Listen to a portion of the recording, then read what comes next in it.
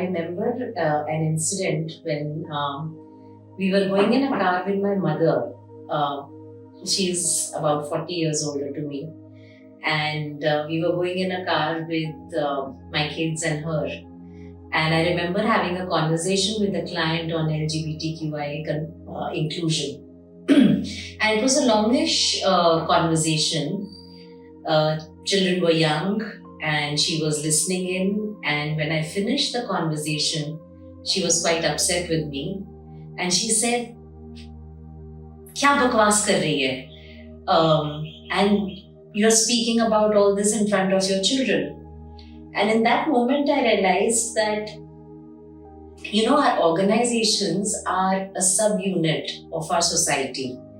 Our employees, our managers, our leaders come from the society. We are driving a change at the organization level, but our people go back to their homes and they interact with their family members who might not be exposed to the sessions, the policies that we are putting in place at the workplace.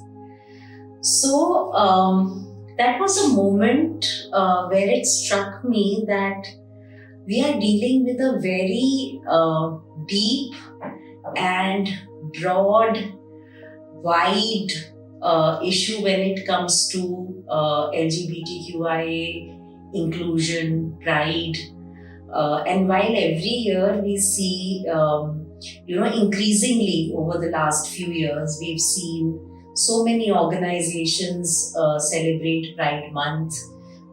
The logos get changed. There are different initiatives which happen, panel discussions which happen. What I don't see is true inclusion. I really don't see a lot of people who are from the community at senior levels. I don't see organizations that still have a culture of disclosure. I don't see too many people who understand what pronouns mean.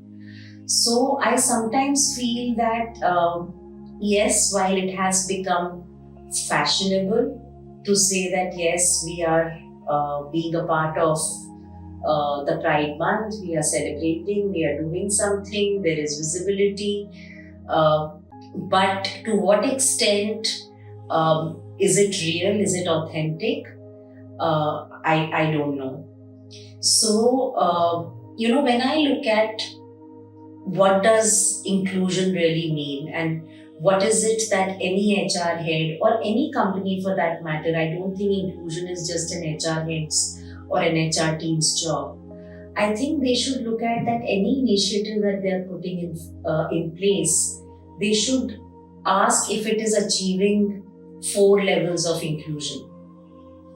When somebody walks into an organization, they need to feel a sense of belonging, and that sense of belonging will happen if they feel socially included, which means it's not just about being able to do their work or having a laptop or a place to sit, but also having friends with whom they can go out for lunch. When they leave office on a Friday evening, they are celebrating the weekend or a month end at the end of the month. So there's social inclusion. There is contributor inclusion. In team meetings, they are heard, their opinions are valued, their contribution is valued.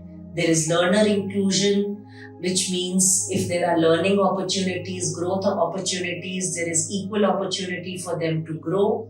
And lastly, there is challenger inclusion, that if there is something that they want to question, they want to raise a voice, they do not fear raising their voice. When these 4 levels of inclusion are existing in an organization, anyone, irrespective of their sexual orientation, their gender identity, their gender expression, they will feel a sense of belonging. If we can ensure this, not just during June, but all year round, then I could say with comfort, with satisfaction, that yes, we have done something tangible towards pride inclusion.